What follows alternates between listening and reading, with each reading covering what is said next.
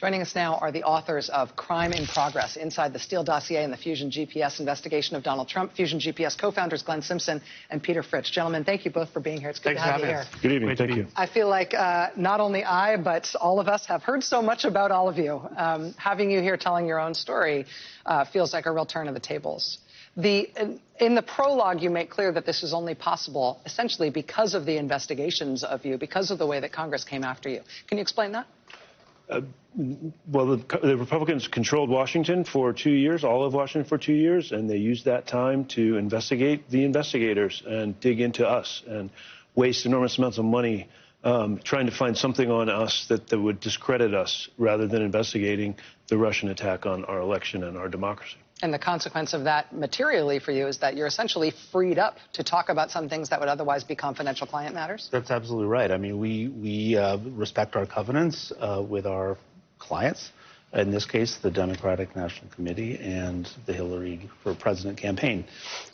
We were not able to talk about those things for a long time, and in the meantime, faced a lot of pressure from Republicans in Congress, specifically the chairman of the Judiciary Committee and the House Intelligence Committee, Devin Nunes. In terms of the way that you approach your work, the reason I think that this book is sort of the one you should read of all the books that have been written about this subject is because I feel fairly steeped in this matter, and I learn something on every page. There's just a lot of detail in there that I didn't know. Everything from, the criminal background of the guy to whom Trump sold his house in Palm Beach, that $100 million house, to Lindsey Graham supporting John McCain's decision that the Steele memo should be shown to FBI Director James Comey, which you wouldn't know talking to Senator Graham today. I mean, the point is we started in August of 2015, working for Republicans, by the way, lest anyone forget that.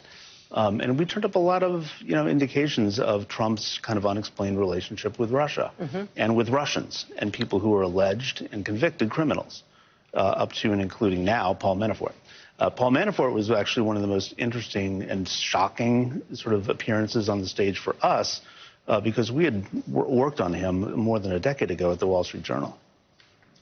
Something that and the Dmitry Firtash was another subject of our reporting back then. So it was quite extraordinary to have written about several of the people who, a decade ago, who surfaced in 2016.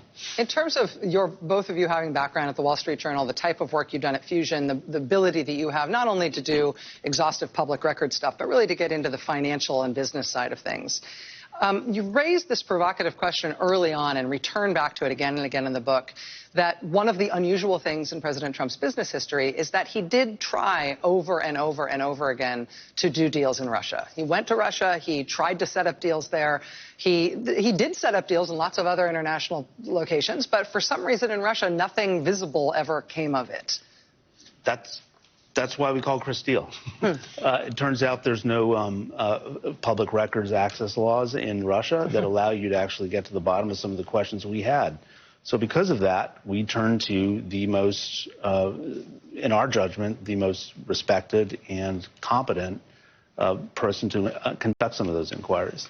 And it's still an enduring mystery, but, the circumstances under which we came to Chris were more prosaic than what we're living through now.